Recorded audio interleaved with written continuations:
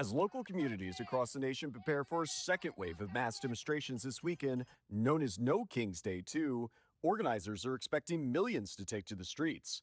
In the meantime, questions are growing about the movement's true motivations and funding. Mr. Secretary, in an exclusive interview with Spotlight on Maryland, U.S. Transportation Secretary Sean Duffy warned that this weekend's protests could turn volatile if radical elements like Antifa get involved. This weekend, there will be the No Kings protests that will be sparking up here locally in Maryland, as well as the rest of the country. Are you concerned that groups like Antifa may be embedding themselves into some of these protests? And if so, are you worried about the political temperature rising because of these groups? So I'm all about free speech. I'm all about protests. It's the great American way. I am concerned about who is funding this, who's paying for it, who's organizing it. I am concerned about Antifa infiltrating and participating in the protests. And when you talk about the temperature, again, this I believe would have been Charlie Kirk's 32nd birthday. And again, he was shot because in America, we don't do that. In a democracy, you debate, you argue, but you don't pick up sticks and rocks and guns and kill each other. We're seeing more political violence on the rise. A reference Duffy made about Kirk's murder at Utah Valley University in Orem, Utah weeks ago, with the FBI saying a bullet casing found at the site was inscribed with the words, "Hey fascists, catch." Antifa, first appearing as an anti-fascist movement in 1930s Germany, now operates as a decentralized, anti-capitalist, anti-authoritarian, and anti-state network with no clear leadership, according to the Center of Strategic and International Studies website. Frequently, Antifa from Rome, seen days after protests. Antifa is not like the ACLU, doesn't have a big national headquarters or something. Scott Walter, president of the nonprofit watchdog group, the Capital Research Center, says his organization has been following special interest funding, including for radicalized and extremist groups, for decades. The way the radical left works is anything that brings people into the streets, they jump on the bandwagon. The official website for No Kings insists the movement is committed to nonviolence. But in June, No Kings! No Kings! Demonstrations over President Trump's deportation policies exploded into riots in downtown Los Angeles, causing damage, arrests, and days of civil unrest. While protests were active before the last No Kings Day in LA, police said in a press release that 38 people were arrested for a variety of charges. Soon after, in September, President Trump declared Antifa a domestic terror group. Radicals associated with the domestic terror group Antifa that you've heard a lot about lately, and I've heard a lot about them for 10 years.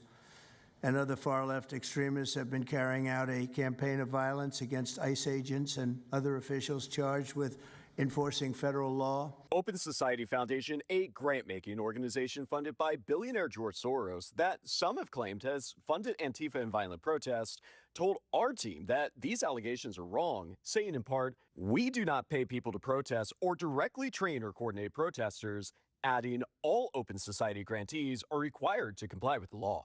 Now, all eyes are on this weekend, and Secretary Duffy fears the temperature in America's streets may be boiling over, including in Maryland. Donald Trump won all 7 of the toss-up states. He got a majority of the popular vote. This is democracy in action. And if you don't like it, come back in the next election and try to win. But stop with the heightened language, because people are taking that to heart and they're picking up guns and they're doing really nasty, destructive things. And so I think that's going to play out this weekend with the No Kings protest. Again, we don't have a king, we had an election, and Donald Trump crushed the election, he won. So enough with your mischaracterization of who we are as a country and how Donald Trump actually came to power. Our team will follow protests closely this weekend throughout Maryland and nationally. I'm Gary Collins with Spotlight on Maryland. Spotlight on Maryland reached out to organizers of the No Kings protest for comment. So far, they have not heard back. The No Kings protest is set to happen here at the Capitol Saturday. Governor Greg Abbott says he's deploying the National Guard and DPS personnel to help deter any potential violence. However, protest organizers are pushing back, saying they've urged participants to protest peacefully. We will not be silenced. If we stop exercising our rights, our First Amendment freedom of speech, out of fear, we forfeit our power in advance. Ahead of a No Kings protest planned for Saturday in Austin, Governor Greg Abbott is taking action. In a post, he announced he's deploying both the Texas Department of Public Safety and the Texas National Guard to the capital city. He says, quote, Texas will not tolerate chaos. Anyone destroying property or committing acts of violence will be swiftly arrested. Under state law, the governor can deploy the Texas Guard to help maintain public order and protect private property if there's a credible concern about unrest. Retired Major General Bo Young says the Guard will be deployed as backup, ready to move in if local authorities need them. Soldiers, I would not expect anything other than them to provide a professional and sort of calming environment for the protests to occur. The national organizers of the No Kings protests say their core principle is nonviolence, committing to peaceful, lawful action at every event. They might try to paint this weekend's events as something dangerous to our society. But the reality is there is nothing unlawful or unsafe about organizing and attending peaceful protests. In response to the governor's announcement, Austin police released a statement saying they fully support and uphold the community's constitutional right to peacefully assemble. They add, we will work as needed with our law enforcement partners to support public safety and ensure events remain peaceful and orderly. In this country, everyone is entitled to their beliefs and to act on them lawfully without fear of punishment, no matter what the government in power happens to think of those beliefs. Now, Governor Abbott hasn't said whether he plans on deploying the National Guard to other Texas cities where protests are planned, but the protest here in Austin is set to get started at the state capitol at 2 p.m. Saturday. Reporting live in Austin, Farrah Walton, CBS Austin News.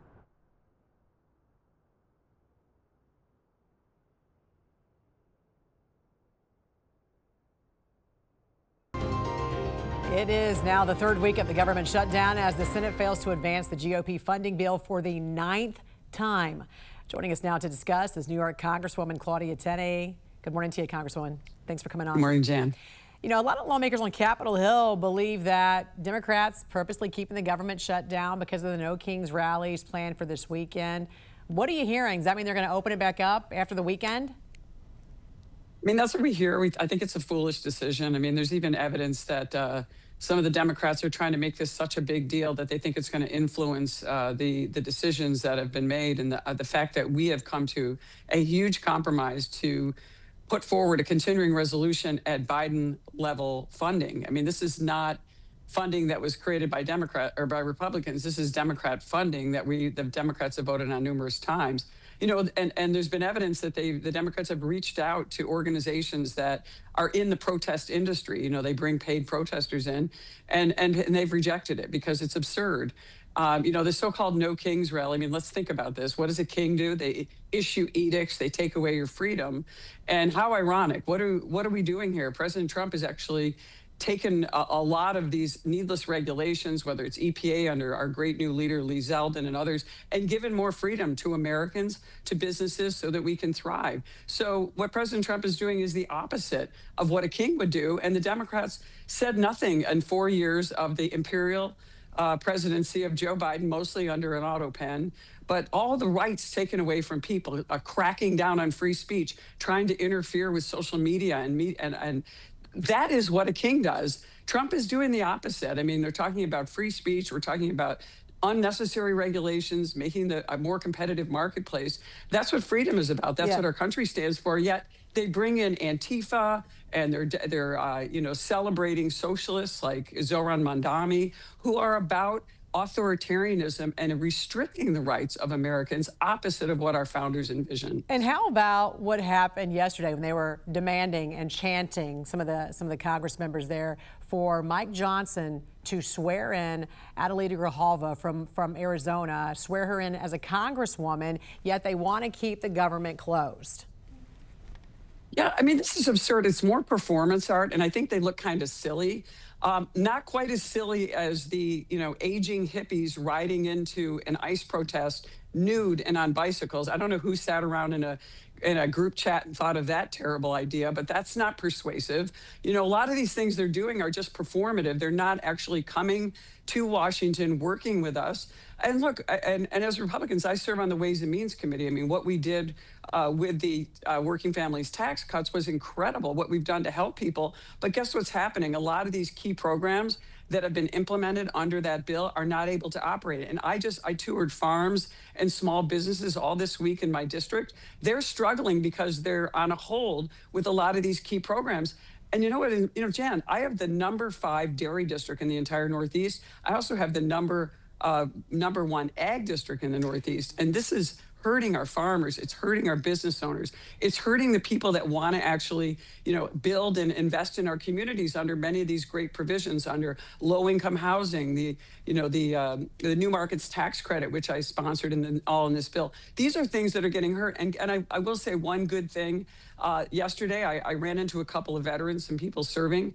They were really grateful they got paid. They got their checks. And so thanks to President Trump for finding a creative way to make sure that our military isn't hurt, because this really hurts our readiness. My son's also an active duty Marine.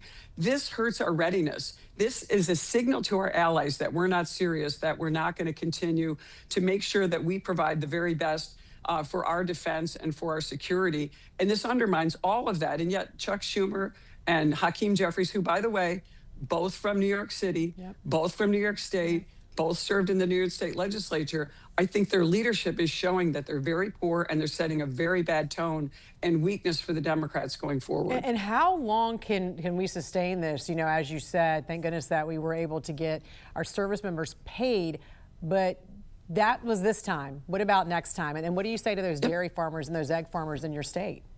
We're doing everything we can in our district. I'm certain my constituents are reaching out to our office. We're helping them with all those issues, trying to get them through the gaps. We've actually put out programs to our military that was going to give them a chance to get loans in the event they didn't get paid. President Trump solved that problem. We also used the tariff money to make sure that a lot of our needy families got their WIC money, because that's going to be cut off or was cut off. So, we're finding creative ways to fill this gap.